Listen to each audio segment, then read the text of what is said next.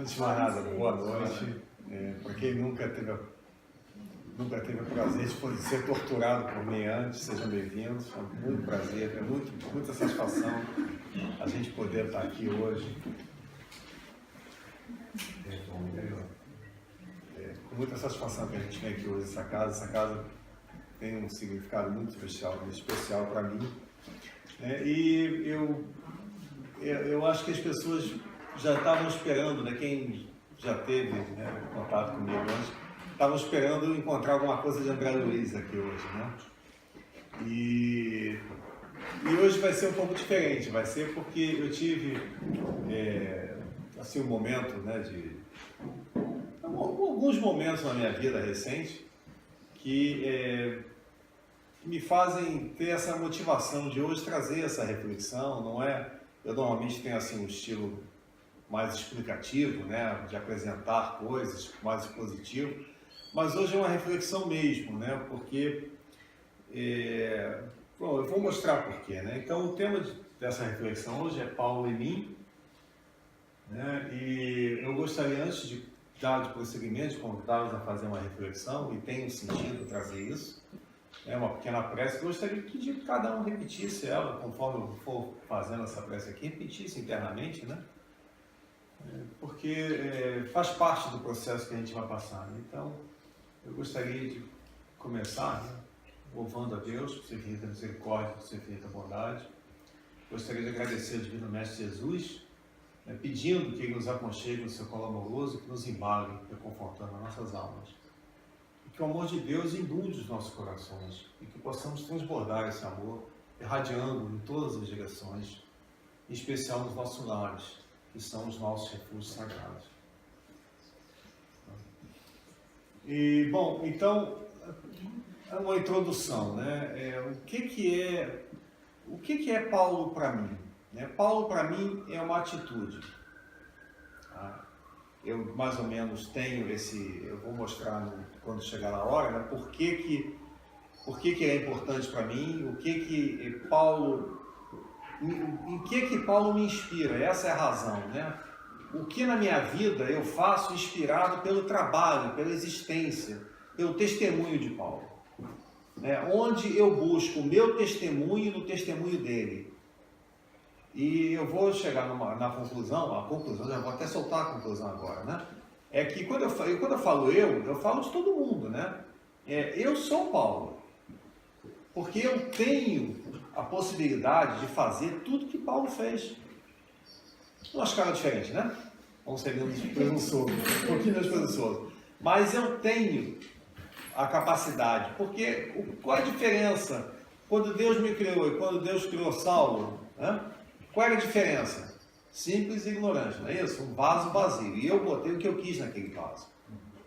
E eu boto ainda hoje, nesse instante, eu estou colocando nesse vaso o que eu quero. Ninguém me obriga a fazer nada. Então, Paulo colocou o que ele quis. Eu coloco o que eu quero. Então é isso, o motivo, o que eu quero trazer aqui, né? É o que no testemunho dele eu tento viver no meu testemunho quando possível. Tá?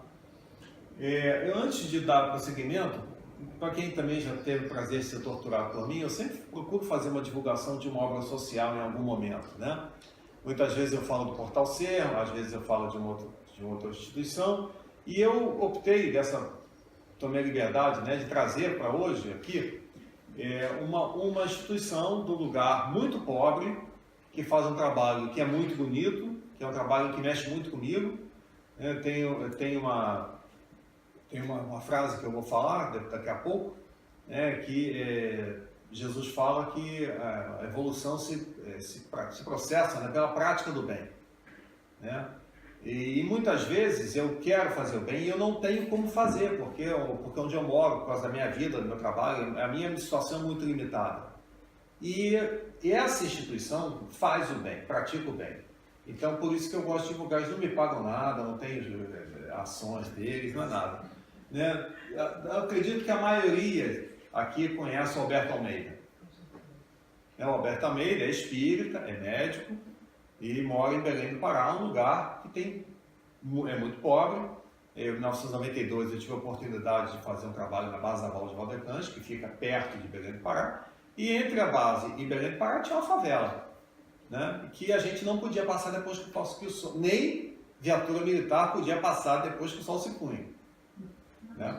Para você ter uma ideia... Eu não sabia que era tão trágico assim. Em 92. Quanto tempo já passou depois disso, né? E não melhorou, só piorou. E é esse pessoal que eles cuidam, sabe? É uma obra muito bonita. E eu não gosto dessa aí, pessoal, porque ele não sabe. Bom, então o Alberto Almeida, ele é o rosto público, né?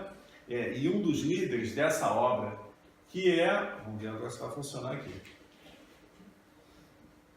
Eu preciso do áudio. Online, que dá aos seus assinantes acesso a centenas de vídeos com conteúdos da doutrina espírita, psicologia transpessoal e muito mais. É uma importante ferramenta de auxílio para pessoas que buscam se aprimorar espiritual, intelectual e emocionalmente. Ao assinar o Jardineiro Net, você adquire acesso ilimitado ao conteúdo e pode assistir onde e quando quiser. Isso porque a plataforma é compatível com qualquer aparelho conectado à internet, como computadores, smart TVs, videogames, smartphones ou tablets. No Jardineiro Net é possível encontrar seminários, palestras e vídeos exclusivos do Alberto Almeida e amigos do Jardim das Oliveiras. Assinando o Jardineiro Net, você também contribui com as obras assistenciais do Jardim das Oliveiras, uma organização sem fins lucrativos, localizada no bairro Castanheira, em Belém. Há mais de 45 anos, o Jardim das Oliveiras oferece apoio assistencial a diversas famílias do bairro, proporcionando atividades de cultura, arte e educação para crianças, jovens, adultos e idosos socioeconomicamente vulneráveis. Acesse www.jardineironet.com, escolha seu plano e assine agora. Jardineiro Net, conteúdo que transforma. O Jardineiro Net é a plataforma que eles criaram para fazer divulgação de material e também, de alguma forma, ajudar a sustentar a obra social deles, né? Aí eu vou passar para o próximo slide, vocês acham que acabou. Não, tem mais um vídeo.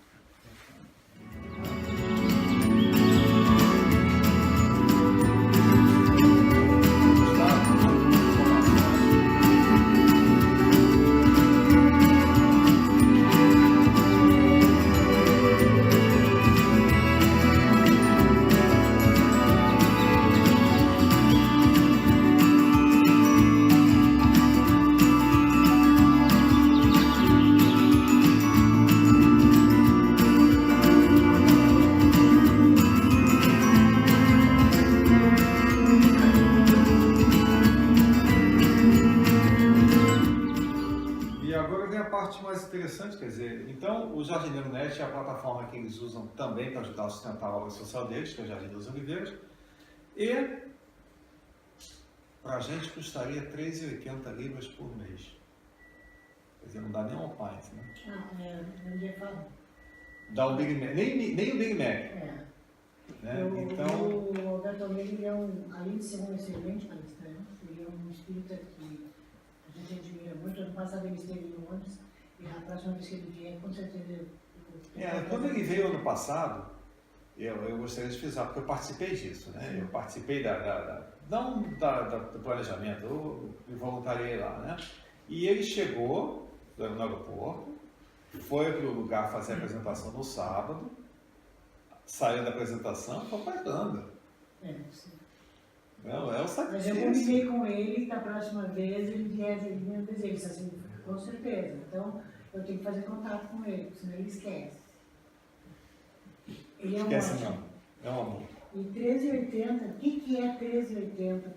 Pelo amor de Deus, né? Eu acho que é só uma questão da gente saber o que é prioritário, né? Às vezes com 3,80 a gente está contribuindo para alguém que precisa mais do que a nossa gula de comer um Big Mac, né? Não sei, isso é de cada um. Então, desculpa eu ter feito essa divulgação, eu acho que eu preciso fazer, porque é um trabalho muito bonito e faz muita diferença na vida de quem precisa. Tá? Bom, então, Paulo Estevão, para quem não conhece a minha vida, eu não vou falar dela agora, mas a minha vida vinha numa sequência, né? E ela, de repente, caiu esse tijolo do céu na minha cabeça, chamado Paulo Estevão, que é o livro. Tem alguém não ouviu falar desse livro aqui? Então, a vida de vocês não começou ainda. Quantas pessoas... Leiam. Pode baixar em PDF. De todos, é o melhor. Pode baixar em PDF, tá? É a vida de Paulo desde antes de falar de Paulo, né? Bom, não vou estragar a surpresa não. Quando vocês lerem esse livro, vocês vão começar a viver. Até lá não contou ainda. Né? Então, Paulo Estevão aconteceu na minha vida e o que significa isso, né? Eu acho que o que acontece? Saulo de Tarso, né? Como há muitas coincidências, né?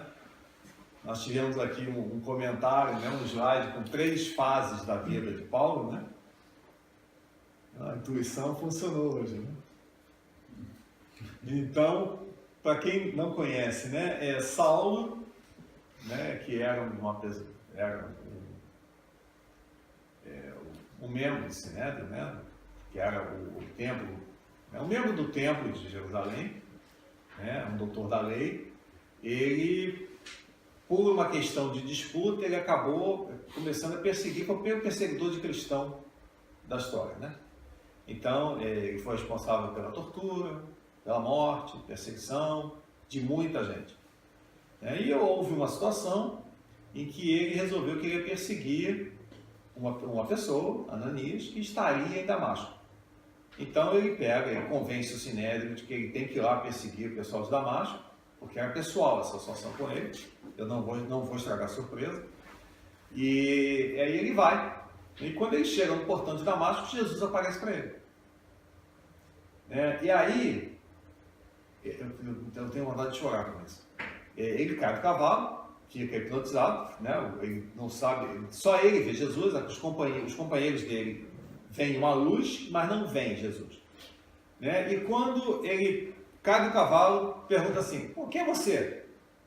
"Saulo, porque me persegue." E diz que era Jesus. Aí ele deve ter pensado assim: "Caraca, o cara existe."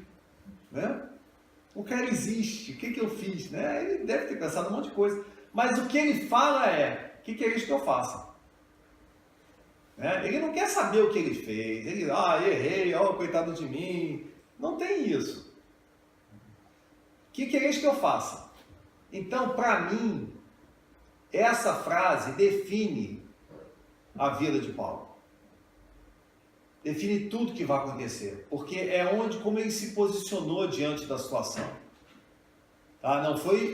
Não foi o que deu suporte a ele, mas foi a alavanca, o motor. Por favor, se alguém tiver algum comentário, eu estou guardando ali o Roberto, que daqui a pouco eu vou arrastar isso para essa panela aqui. Mas se alguém tiver algum comentário, alguma correção a fazer, algum questionamento, não deixa para depois, por favor, que ninguém faz pergunta no final. Para aguçar um pouquinho mais o desejo das pessoas de lerem esse livro, que antes de acontecer esse Senhor, que é esse que eu faço, Paulo, ele era um seguidor ferrenho das leis mosaicas. Sim, ele era, com certeza, mas eu não quero estragar a surpresa. Então eu já ia estragar. Não quero, tem que ler o livro, porque também não tenho ações da FEB não, tá? Então não ganho nada quando compro o livro não. Bom, então para mim essa é a característica de Paulo, tá? Como é que ele parou ali naquele momento e resolveu o que ele ia fazer, como ele ia agir a partir daí. Então, eu vou fazer uma observação aqui. Nesse livro aqui, Brasil, Próximo Mundo, Pátria do Evangelho, que também a maioria aqui não deve ter lido, eu não acabei de ler ainda, então se eu tiro por mim, muita gente não deve ter lido. Esse livro é outro livro. Que é outro livro muito bom. Redundância, né? Psicografia do Chico, dizer que é bom. Nem precisa. Não precisa, né? Não precisa. Então, no capítulo 5, quando está abordando a situação dos escravos no Brasil, Humberto de Campos relata que Jesus teria dito, disse a Ismael, que na sociedade nociva de gozo, os homens brancos ainda não perceberam que a evolução se processa pela prática do bem. Essa frase aqui, eu acho que ela é essencial para todos nós. Porque às vezes a gente é obsidiado com essa questão da reforma íntima, né, no espiritismo, né? Eu tenho que fazer a reforma íntima. Como é que se faz reforma íntima? Como é que a gente deixa de ser orgulhoso? Eu tenho que ser menos orgulhoso. O que é ser menos orgulhoso? Como é que a gente faz isso? Eu descobri que quando a gente trabalha, quando a gente vai para a luta, a gente se modifica, sem que a gente perceba. Então, o trabalho, o trabalho ao próximo, como o aprender a servir, é uma forma, estou apertando várias vezes atrás, sei lá o que é isso. Então, quando a gente trabalha, a gente se modifica. E eu descobri que na minha situação, eu consegui desenvolver consegui começar a desenvolver uma série de coisas que eu gostaria de ter desenvolvidas, não tentando praticar o seu desenvolvimento, mas como consequência do trabalho. Faz sentido isso, gente? Quando a gente começa a fazer alguma coisa por alguém, eu acho que isso vai modificando a gente. O coração fica mais macio, aquele coração endurecido, é coisa de Capelino, Não estou aqui dizendo que eu seja Capelino, mas a gente vê, que se conta, a respeito, aquele coração endurecido, ele vai amaciando, vai ficando uma coisa melhor. Aquele negócio de, quero tudo para mim, que vem do instinto de conservação, aquele egoísmo arraigado, a gente começa, de repente a gente divide um pouquinho, a gente tem prazer em dividir alguma coisa, aí a gente, poxa, é legal dividir, eu me sinto bem, a gente aprende a dividir mais. Então o trabalho, a prática do bem, está me ajudando a me transformar. Então eu entendo essa frase aqui desta forma. E aí tem também a outra, o fechamento, amar o próximo como a vós mesmos, que acho que a gente cansa de ouvir isso, E o que é amar? Jesus falou o quê? Ele falou sentir amor pelos outros? Não, ele falou amar. O que é amar? Alguém sabe me dizer o que é amar? Não entendi, desculpe. Cuidar, de repente. Cuidar é parte, Amar não é ficar sentado no sofá da sala assistindo Netflix e estão mandando amor para o mundo. Isso não ajuda nada, Até porque nas obras básicas a gente vê que aquele que fica fazendo isso é inútil, porque nós vivemos em sociedade e tem sempre alguém que precisa. E Deus age na criatura através da criatura. Muitas vezes nós somos a criatura que Deus quer que haja, que leve alguma coisa, um consolo, um sanduíche, um prato de comida, uma palavra, Então, amar é ir trabalhar para o outro, pelo outro. É a prática do bem. É a prática do bem. Então, amar é aprender a servir. Jesus não veio, não encarnou, ficou sentado no alto lá não andou até o Sinai e ficou lá no Sinai. Não fez isso. Ele trabalhava. Então, muitas vezes ele trabalhava ensinando, muitas vezes ele trabalhava curando. Mas ele trabalhava. Então, amar é uma coisa ativa, não é passiva. A gente acha que amor é um negócio etéreo, que a gente vai sentir pela humanidade. Não. O amar cristão arregaça as mangas e vai trabalhar. Aí a gente vai se transformar e vai aprender a amar mais, vai trabalhar mais, vai aprender mais. Isso é evolução. Dentro da minha maneira de ver, gente, pelo amor de Deus, tá? Isso é a minha experiência que eu estou compartilhando com vocês. Ainda no mesmo capítulo, Jesus depois fala, olha só que humildade, Não nos compete cessar os atos e intenções dos nossos semelhantes, e sim cuidar intensamente de nós mesmos, considerando que cada um será justiçado na pauta das suas próprias obras. Né? A cada um conforme as suas obras. Ou seja, a escolha é nossa. Eu quero continuar no meu velho padrão que eu tinha antes de eu encarnar, o problema é meu, a escolha é minha, é o tal do livre-arbítrio, né? Agora, quando eu desencarnar, vai chegar alguém lá, vem cá, Alexandre, olha só, você disse que você ia fazer... não quis, né? Você disse que você ia... também não quis, né? Você disse que você... né? Pois é, você se comprometeu, né? Você não quis, né? Você quis se manter na sua zona de conforto, né? Porque mudar dói, né? Mudar dói.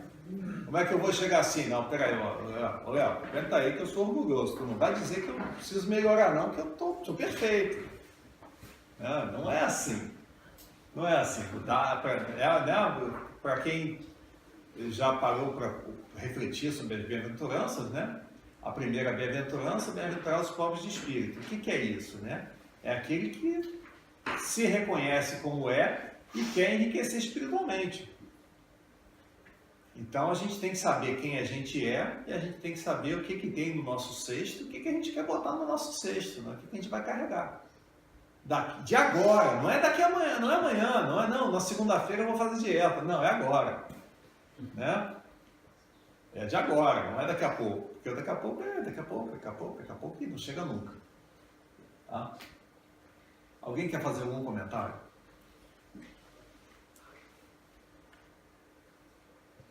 Bom, então vou voltar aqui, né? Vou frisar, né? Atitude mental de Paulo, né? É o ponto de partida.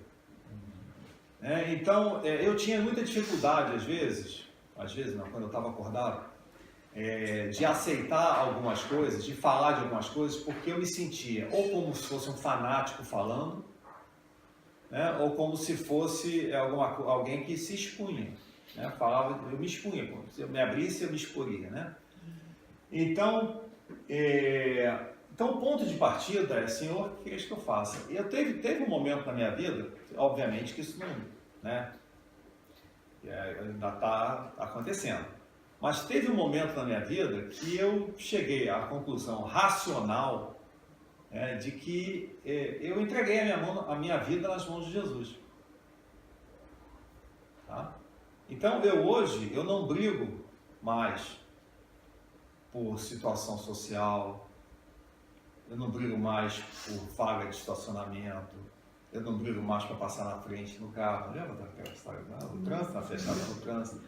Eu procuro aceitar o que a vida, aspas, né, me dá. E a vida me dá muito, me deu muito. E continua me dando.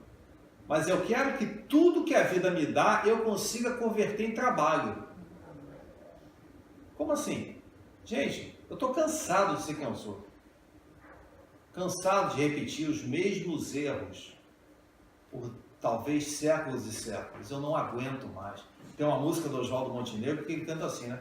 Eu sou um chato, meu Deus, não me aguento, só me tacando no mar. Né? Eu não aguento mais ser quem eu sou. Então, o que eu fiz? Eu, Alexandre, coloquei a minha vida nas mãos de Jesus. E falei para ele, né?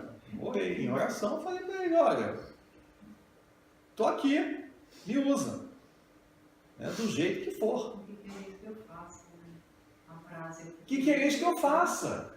E ele está me dizendo. Ele está me dando as... Pronto, aberto. A minha mediunidade é assim surda muda, né? Tem sensação? Mas não, aparece as oportunidades. Do nada. Né? Coincidência, né? Como aqui no estudo do Livro dos Espíritos tinha sido Paulo de Tarso, né? Coincidência. Né? Então, é atitude mental. Quem aqui não pode ter essa atitude mental? Todo mundo pode. É o início, é o começo. Quando Saulo, caiu do cavalo e falou, o que quereis que eu faça? Eu falei, foi o zero. né? Pegou o cronômetro, 0. E vai começar a contar o tempo dali. Então, é a partida, é o começo. E foi lindo, não vamos entrar em detalhes. Vamos entrar em alguns detalhes, depois eu vou pedir o Roberto para complementar. Tá. Né? E o resultado, eu estou pegando o pé dele aqui, estou brincando, mas eu vou chamar. Vai chamar mesmo. E o resultado, olha essa coisa maravilhosa, gente. O ponto final da vida de Paulo, né? Já não sou eu que vivo, mas que vivo, é Cristo que vive em mim. Quer dizer, ele se tornou um instrumento. Ele se anulou enquanto pessoa para viver o Evangelho. Olha que testemunho, que coisa bacana, né? Ele se anulou, não tinha mais Paulo. Era o mensageiro de Jesus ali, tentando viver e explicar o Evangelho e mostrar o Evangelho. Né? E se hoje nós conhecemos o cristianismo, é por causa dele. Né? É verdade. É mais uma razão para ler o Paulo Estevam. Tá? E, bom, vamos lá. Eu nem sei quanto é que nós estamos aqui de tempo, Marlene, por favor. Vá. Então eu te dou mais 25 minutos. Então, acho que vou dar uns 15 para o Roberto. Então, eu falei do começo e do fim. Teve o durante, né? Porque Saulo de Tarso, o orgulho em pessoa, de 4 no chão, no portão de Damasco, nas portas de Damasco, falando assim, que quereis que eu faça? Não foi assim, né? Vaguinha de condão, pim, virou santo. Não foi isso, teve um processo que está lá no Paulo Estevam. Né? Então, e tem a jornada do Paulo, que é a minha jornada, que é a jornada de vocês, que é a jornada de todo mundo que está aqui. Nós estamos em pontos diferentes, claro. Né? Existe uma apresentação, eu acho que todos aqui conhecem o Haroldo Dutra Dias, ou a maioria talvez conheça, né? Ele fala de uma apresentação que a gente às vezes, ele se referia ao Gregório, uma personagem do livro Libertação, né? Que estava há 700 anos como chefe de uma região de sofrimento. Ele era o demônio-chefe naquela região de sofrimento. Né? Então, e aí a gente às vezes lendo aquilo ali, a gente acha que ele vai ter que penar muito, né, para pagar os erros dele, para se depurar.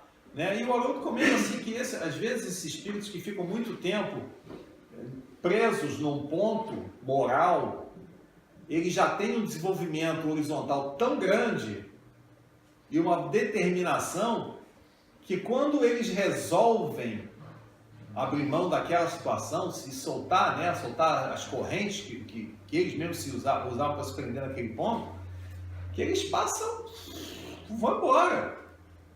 Né? Então, quer dizer, a gente tem essa possibilidade, nós todos somos isso. Porque aquele período de sofrimento que ele, entre aspas, não sentia como sofrimento, mas ele desenvolveu muita coisa, mas ele estava amarrado ali. E nós temos isso em nós. Ninguém aqui é um espírito recém-criado, ninguém está aqui no jardim de infância, todo mundo aqui é velho. Nós temos isso. O que falta para a gente deslanchar na vida, na nossa vida como espírito, é isso, a gente soltar as amarras. Soltar o lastro para trás. Porque a carroça está cheia de peso. Se jogar o peso fora, se a gente tiver coragem e humildade de se aceitar como é e quiser não mais ser isso, que quereis que eu faça? Jesus disse, ele veio, amar uns aos outros, é o próximo conhecimento, não é isso? Amar como quer querer que seja amado, não tem negócio assim? Né? É isso. Mas a gente é bronco, a gente não entendeu. Explica aí mais quebradinho. Aí vem com as bem-aventuranças. Né? Ah, mas bem-aventuranças é muito pouco, não consigo entender. Tá bom, toma o espiritismo. Deu para entender agora? Né? Então, a gente tem como fazer, como aprender. E a jornada de Paulo, então, eu peguei alguns pedaços, claro, né? Então, e eu não vou ler tudo, eu vou ler a parte que me interessa mais, né? Porque o que eu faço não aprovo, pois o que eu quero, isso não faço, mas o que aborreço, isso faço. O que é isso? Né? É quando eu quero praticar o bem, aí alguém me dá uma fechadinha no trânsito, eu já jogo, né? puxo assim 18 encarnações de prática, né? De prática no não tão bem e jogo em cima da pessoa. Às vezes a pessoa estava distraída, espirrou, não viu. Ou está com pressa. Ou acha que tem direito mesmo, não me importa, eu não tenho direito de julgar ninguém. Eu não posso julgar porque eu sou aquela pessoa na sua pior situação. Porque se eu não sou aquela pessoa hoje, eu fui essa pessoa ontem. Ou na vida passada. Eu sou aquela pessoa. Eu tenho em mim o pior que a gente pode imaginar. Todos nós temos. Mas eu não quero mais isso para mim. Cansei. Então, é esse o momento que esse é o nosso momento, Paulo de Tarso. É um momento que todos nós podemos ter. Senhor, o que quereis que eu faça? Né? Sejamos passivos aos ensinamentos de Jesus. O que quereis que eu faça? Amai-vos uns aos outros. É interessante que, na verdade, quando tu fala, sejamos passivos, né, aos ensinamentos de Jesus. Aos ensinamentos. E ativos na ação, desculpe. É uma situação, é uma atitude completamente ativa. Porque, às vezes, é bom a gente abrir um parêntese para refletir sobre isso. Porque quando eu falo, Senhor, o que queres que eu faça? Eu posso achar no meu psiquismo distorcido que eu vou ter que ficar sentada. E a proposta é exatamente o contrário. É para levantar e ir. Mas aí tem uma pegadinha que eu não falei e deveria ter falado. Vamos voltar lá, né? Que eu faça. Né? Fazer. Ah, não, ficar sentado é fazer alguma coisa. Não, gente, não é fazer nada. Né? Ficar sentado e não fazer nada. Tá? Obrigado. É a jornada. Né? Então, eu ainda vou fazer o que eu não quero fazer. Porque é um processo. Paulo não se santificou em 1 ano. Nem em 5. Ele nem se santificou, né? A mudança, né, do começo para o fim não foi em período pequeno. Né? Porque eu não faço o bem que eu quero. Mas o mal que não quero, esse faço. Eu faço. Claro que eu faço. Se eu não fizesse, eu não estava aqui, gente. A gente ainda é muito criança espiritualmente. Tem muito chão pela frente ainda. Mas eu já tenho consciência disso. Então, quando eu vou fazer o mal que eu não quero, eu tento não fazer o mal que eu não quero. Tinha uma situação que eu não sei exatamente como é, que tinha uma pessoa que falava, ou estava falando, conversando, no momento, eu lembro que era uma pessoa e Bezerra de Menezes, né? O Dr. Bezerra de Menezes. E aí a pessoa fala assim, eu não sou como você, para mim é tudo difícil, eu tenho egoísmo, eu tenho orgulho, eu tenho vaidade, eu tenho tudo isso dentro de mim. E Bezerra de Menezes já falou assim, a diferença entre o que você está aí agora e eu aqui agora é que quando eu estava aí, eu queria ser orgulhoso, eu corria atrás do meu orgulho, da minha vaidade, e hoje eu corro disso. Né? Então, é a questão, ele não se colocou como espírito puro, né? Até porque a gente sabe que quando ele desencarnou, ele ainda ia passar para planos menos materializados, mas ainda tinha um caminho a seguir. Ele não virou espírito puro da noite para o dia, mas ele já corria atrás de não ser aquele antigo Bezerra de Menezes, que ele já não era mais. Faz sentido isso, gente? Eu estou dando certo. Né? Bom, vamos passar aqui. E agora? E não sede conformados com este mundo, mas sede transformados pela renovação do vosso entendimento. É a nossa renovação. Que vai, quando a gente quando a gente se entrega ao amor de Deus, amor de Jesus. Deus é muito longe para mim, não consigo pensar em Deus, eu consigo imaginar Jesus. Eu acho que para mim dá no mesmo. Quando a gente permite que isso flua na nossa vida, a gente se transforma. Tá? Alegrai-vos na esperança, sede paciente na tribulação, perseverai na oração. Então, olha só, vamos esquecer essa primeira aqui. Sede paciente na tribulação. A gente tem que ter paciência com a gente. É muito difícil, mudar é muito difícil. Abrir mão das nossa zona de conforto é uma coisa muito difícil. Então a gente tem que ter paciência com a gente, porque a gente vai errar.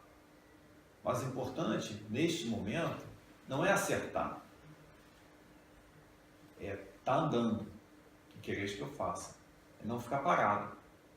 É dar movimento, ação. E a pergunta que é muito frequente, que eu ouço também, mas como eu faço isso? Porque a obra espírita, a pessoa não precisa ser espírita para trabalhar, vamos supor, mas a obra espírita é muito esclarecedora, orientadora para a nossa... Ela instrui muito. Instrui, em todos os sentidos.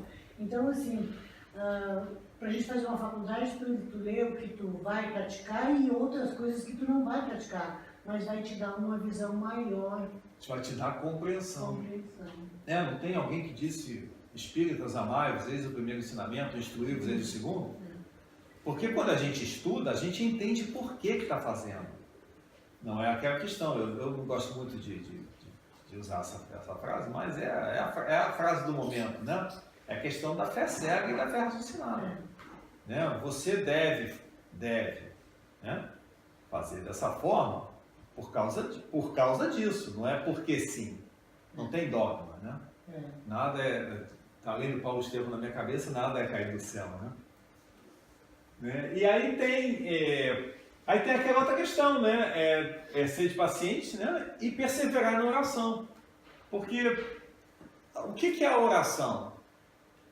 A oração é um momento de comunhão, é uma situação de comunhão. A gente vive falando em vibração, em frequência, em sintonia, mas quando a gente faz aquela oração de coração, o que a gente está fazendo? A gente está, como no rádio, o pessoal hoje não sabe mais o que é isso. Antigamente tinha aquele rádio com botão, né, que a gente ia girando assim, ia mudando a frequência, né, e aí sintonizava na estação que a gente queria. Então, quando a gente faz a oração, é isso, a gente sintoniza com quem pode ajudar a gente, com os planos espirituais superiores, com a espiritualidade superior. Né? A gente se isola de uma série de frequências energéticas, eu não sei o que é frequência, mas é o que eu entendo que é isso. E a gente se sintoniza com as estações que a gente quer ouvir. Né? Então a oração é uma grande ferramenta, porque ela nos dá equilíbrio. É que a maioria das pessoas acham que a oração é só rezar um Pai Nosso, uma Maria... Não, e muitas vezes quando acontece uma coisa boa, você fala assim, obrigado, Pai. É boa, nossa, vale mais que 20 Pai Nosso se você for... Com certeza. Né? Se for possível, quando estiver em vós, tende paz com todos os homens. O que é tende paz com todos os homens? Quando a gente está em paz com todos os homens, o que não existe? Não existe conflito. Se não existe conflito, nós estamos numa situação de amor, né? De solidariedade, de compartilhamento. Faz sentido isso, gente?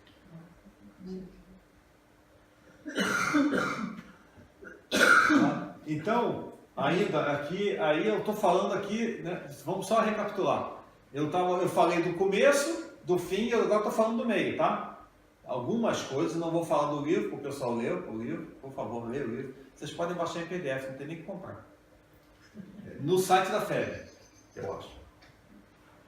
Bom, então, né, esquecendo-me das coisas que ficaram para trás e avançando para as que estão adiante. Prossigo para o alvo. Aí é aquela questão que eu tinha comentado no começo. Quando ele viu Jesus e falou, o que queres que eu faça? Ele não pediu desculpas, sabe? Não se lamentou, não ficou chorando, não se fez de vítima, não fez nada. Ele pensou assim, negão, já errou, agora vamos para o caminho certo. O que eu tenho que fazer? O que eu tenho que fazer? Está aqui, esquecendo do que ficou para trás, e avançando para os que estão adiante, porque o que ficou para trás a gente não muda. Aprenda com o que você fez e corrija o seu rumo. Tanto que quando ele chegou na frente do Ananias, ele chegou despido de qualquer orgulho, de qualquer vaidade. Ele simplesmente estava ali aberto para o conhecimento, para tudo que o Ananias falou para ele. Então, para mim, é um dos pontos altos do... Não conta. É um dos pontos altos. A pessoa que vai ler Paulo Estevam, é um dos pontos altos. Tá? Bom, então esse para mim foi o durante, tá? Que eu acho que é isso. Ele colocou a vida dele nas mãos de Jesus e trabalhou. Mas Jesus não ficou do lado dele, não materializou e ficou do lado dele, não. Jesus estava escrito no Evangelho. Tá? Ele não tinha nada que nós não tenhamos hoje aqui. Né?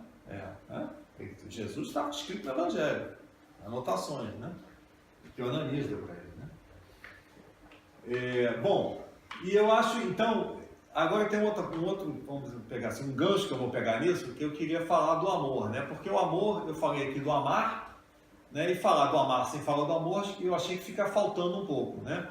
Eu tive uma conversa com uma pessoa recentemente, né? E eu falei para essa pessoa que, para mim, o que define a vida de Paulo é a frase que quereis que eu faça, é a atitude mental dele. E essa pessoa falou assim, não, eu acho que o que define a vida de Paulo, para mim, é o amor. Porque o amor foi o que levou Paulo a fazer as coisas. Né? Então a gente ficou dividido, eu acho que os dois têm razão, depende se você olha da esquerda ou da direita. Né? Então vamos falar um pouco de amor. Né? E aí, quando eu acabar aqui do amor, é que eu vou pedir para o Roberto, né, levantar ele da cadeirinha dele, vir aqui, ficar do meu lado, e falar um pouco do que ele acha disso. Estou te preparando. Né?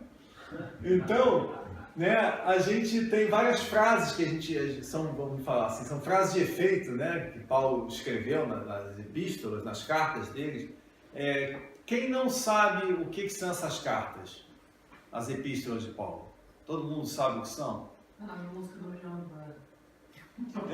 O que Paulo fez? Paulo peregrinou, né, e foi dos lugares onde o cristianismo não era conhecido e também não foram lugares ermos em algumas situações, né? E fundou igrejas. Ele conhecia pessoas e ficava ali um tempo, botava a igreja era o ensino do Evangelho, né? Um lugar onde o Evangelho fosse ensinado, estudado, né? E o Deus único fosse louvado.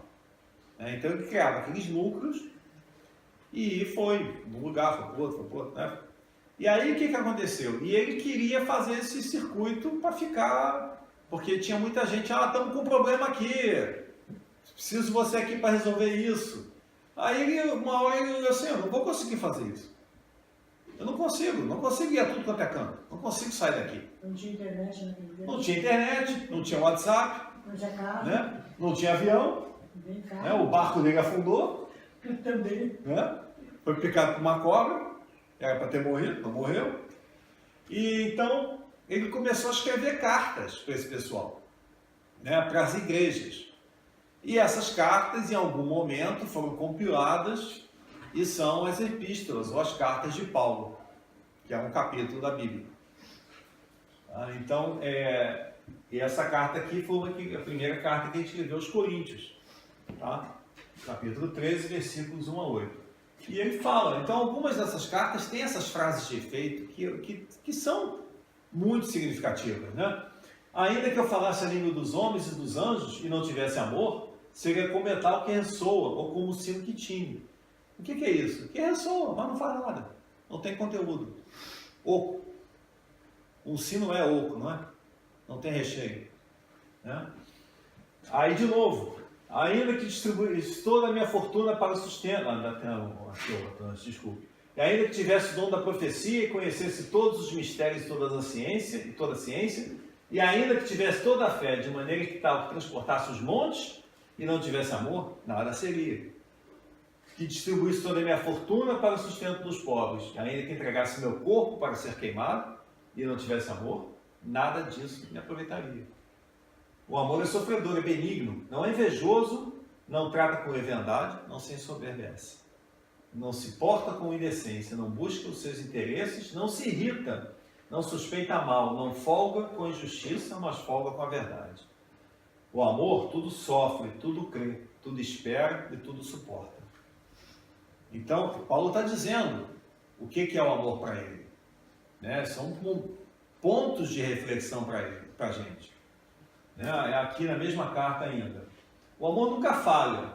Não havendo profecias, serão aniquiladas. Mas havendo profecias, serão aniquiladas. Havendo línguas, cessarão. Havendo ciência, desaparecerá.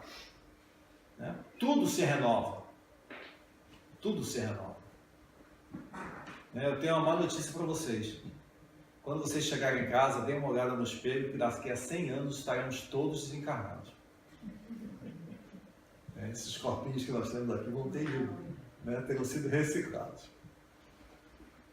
Porque em parte conhecemos, em parte profetizamos, mas quando vier o que é perfeito, então o que é em parte será aniquilado. Vai, né? Quando era menino, falava como menino, sentia como menino, então vai continuando, né? E no final, agora pois, permanecem a fé, a esperança e o amor. Esses três, mas o maior é o amor. O que é amar? Caridade. É servir. É servir. Caridade é indulgência, benevolência e perdão. Mas a caridade, ela Fazer o bem, né? é fazer o bem, ativamente. Ativamente. Não do pensamento. Né? Porque às vezes a gente acha assim, o que é caridade? Caridade é ser legal, ser bonzinho, perdoar. Essa é uma das três pernas, né? Mas o que dizer a caridade é a ação. A ação, e aí sim, exatamente. Né? A caridade é uma expressão do amor. Né? É o trabalho do Alberto Almeida. É o trabalho do Alberto Almeida. Por isso que eu falei, quando eu não consigo fazer o bem, né? De alguma forma, eu tento dar apoio àqueles que fazem o bem. Né? Da maneira que eu posso.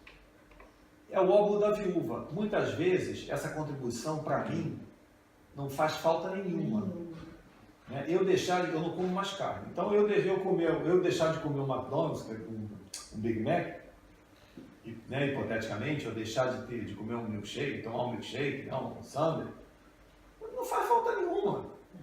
Não, porque se eu quiser tomar um sundae por dia, todo dia, isso não vai me levar à bancarrota. Então, para mim, o efeito é muito grande, mas me resta a satisfação de saber que na outra ponta, esse milkshake está ajudando o moleque. Pelo menos eu tenho essa satisfação e está ajudando. Né? Então, aí ele vai falando ainda, né? Agora carta aos Colossenses, né? Ali é a primeira frase, que ali eu achei muito importante. Ela já está amarela, né? Obrigado. Mas agora despojai-vos também de tudo, da ira, da cólera, da malícia, da maledicência, das palavras torpes da vossa boca. O que é isso? É se despojar de quem a gente é. É de a gente se entregar. Se entregar a quê? Ao amor de Jesus. Deixar que o amor de Jesus, o amor de Deus, através de Jesus, flua pela gente. Flua através de nós. Que nós sejamos instrumentos. Oração de São Francisco. Senhor, fazer de mim instrumento da nossa paz. Que nós possamos sair do nosso conforto. E ajudar quem precisa. E ajudar quem precisa não é dar esmola não, gente. Normalmente, quem comete suicídio não precisa de esmola. Né? Precisa de uma palavra, de um ombro amigo. Às vezes até de uma palavra dura, para ter um choque e sair daquela situação. Eu não sou psicólogo, então não façam o que eu falo. Mas é para a gente pensar, o que é isso aqui? A gente sair, deixar o amor fluir através de nós.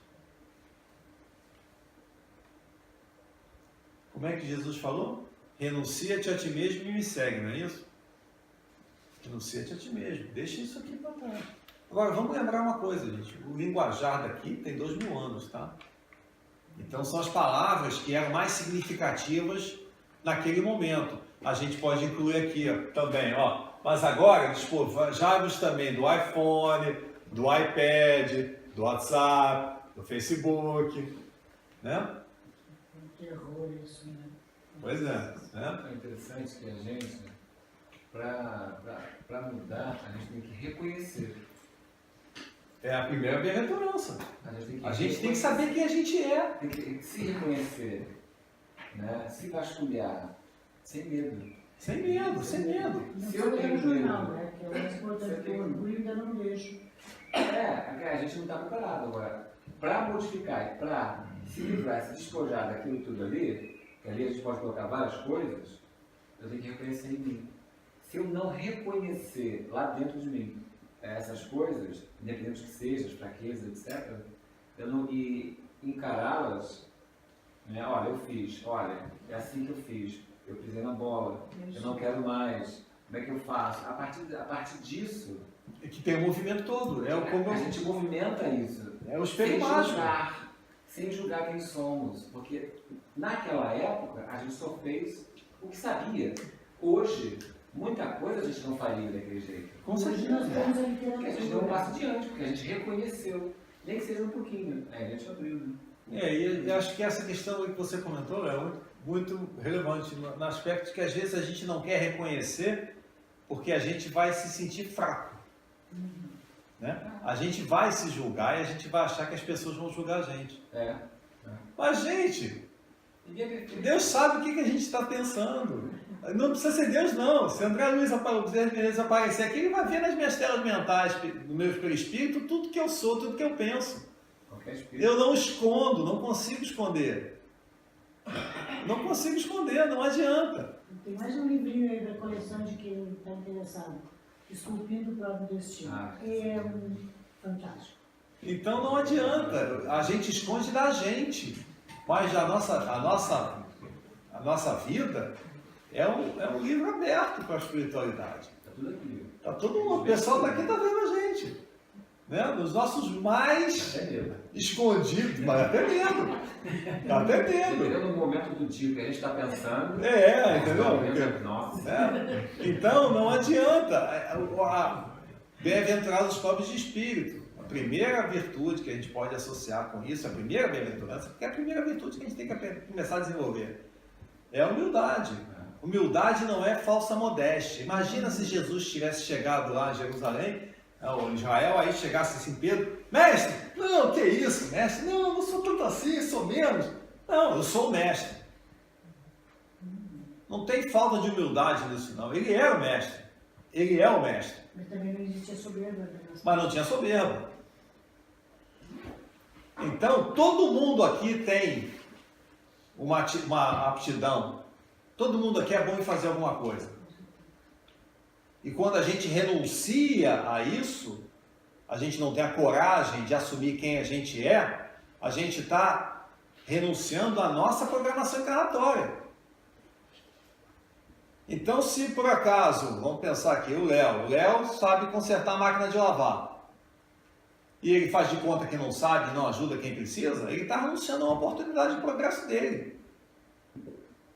Todo mundo aqui é bom em alguma coisa. Todo mundo. E não é de graça, não é à toa. Não, eu sou bom nisso porque eu fiz isso 20 encarnações. Não é não. É porque você veio bom nisso nessa, para fazer alguma coisa com isso. E essa coisa que você tem que fazer com isso se chama amar. Porque quando você usa isso em benefício de alguém, você está amando alguém. Quando o motorista de táxi dirige para um passageiro, é trabalho e é amor. Porque ele está servindo. Quando o porteiro abre a porta, é amor. Ele está servindo, ele está ajudando. Quando o assessorista toca o botão do elevador, é amor. É trabalho também, mas é amor. Porque ele pode fazer o trabalho com revolta, com desamor. Desamor, galera, é amor, só que na contramão.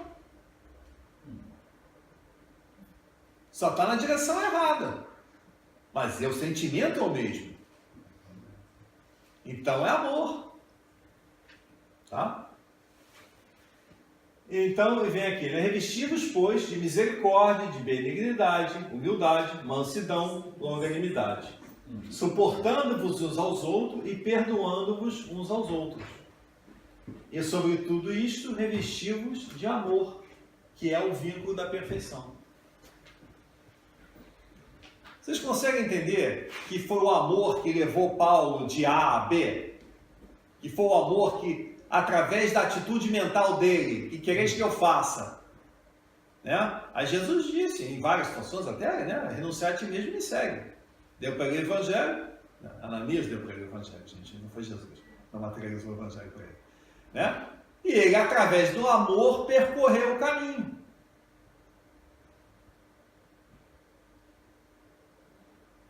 Interessante que Paulo, mesmo antes de Saulo, ele sempre foi uma pessoa, uma das características que a gente pode, que a gente consegue perceber lendo o livro e vendo outros relatos, toda a Bíblia mesmo.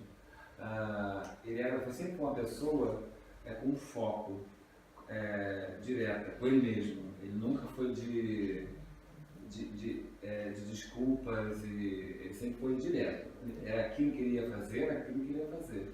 Determinação, né? Isso, ele sempre foi uma pessoa determinada. Isso. E ele, mesmo como Saulo, na minha visão, né, quando teve um momento, que eu não vou contar para o pessoal que vai ler o Paulo Estevão, né, teve um momento que a vaidade dele passou a dirigi-lo. Né? Aí ele foi para o duelo e usou a estrutura social que ele tinha para se impor. Né? Acho que foi isso aí que ele, mais ou menos, mas ele sempre tinha, salvo esse detalhe, né? Ele tinha uma atitude muito correta de acordo com o que ele foi ensinado. Ele acreditava, né? Ele foi ensinado daquela forma, ele não sabia diferente. Então ele teve esse aspecto, né? Mas voltando, né? O amor que é o vínculo da perfeição. Tá? Bom, mais ou menos a conclusão. Roberto, desculpa a brincadeira, se você tiver algum comentário, será muito bem-vindo. Né? Então, onde é que eu quero chegar, né, com isso? Né? O que é Paulo em mim? Né? Quando eu cheguei no momento da minha vida que eu tinha um grande vazio, né, uma situação assim que eu já não me aguentava mais, né? Eu vinha lendo, vinha estudando, mas muita teoria, né? Mas faltava o amor. Faltava o amor. Né? Eu sou muito racional, eu tenho muita afinidade com a maneira que André Luiz explica as coisas. Então faltava o quê? Eu era o sino, né? Faltava o recheio, o amor. E quando eu li esse livro, e eu entendi, eu falei, gente, eu quero ser esse cara. Né? Eu quero ser esse cara. O que eu tenho que fazer? Né? E foi isso. E eu comecei a tentar, né? Achei o meu cara. Fui procurar, obviamente, que se eu passar a minha fórmula para todo mundo aqui, não vai servir para ninguém, porque nós somos diferentes. Né? Mas eu achei a minha fórmula. E eu me encontrei quando eu parei de lutar comigo. Quando eu parei de lutar com Deus. E eu aceitei. Eu falei assim, pô, Jesus, na boa, faz o que tu quiseres. Sabe? Faz o que tu quiseres. Quiser, né? Na boa. Sabe? Parei de me recalcitrar. Parei de me recalcitrar. Né? Bem assim, a gente pode falar com ele assim, porque a gente tem que ser verdadeiro pelo menos com ele, né? Pelo menos com ele, né? Já que a gente não quer ser com a gente mesmo, né? É verdade. Né? Então, gente, eu acho que o que eu queria fazer aqui hoje, né, era compartilhar essa experiência com vocês, né? Dizer que, mostrar que até eu pude ter essa experiência. Então todo mundo aqui pode, com certeza absoluta. Né? E todo mundo vai um dia. E a única coisa é que no dia que eu realmente me entreguei, né, para o amor, eu me entregar a Jesus é me entregar ao amor. eu me achei, eu me encontrei. Eu me encontrei e eu vivo um estado de felicidade, de plenitude e de despreocupação que eu nunca achei que fosse possível na minha vida. E a partir desse momento, mais milagres vêm acontecendo na minha vida. Então, quem tem muito vai receber mais, não é isso? Com certeza. Então, eu acho que é isso que eu queria dividir com vocês hoje, tá? Eu espero que tenha sido proveitoso. E eu gostaria de fechar aqui, né, pedindo que a paz de Jesus seja convosco. Ou conosco, né, talvez. Tá? Obrigado, gente.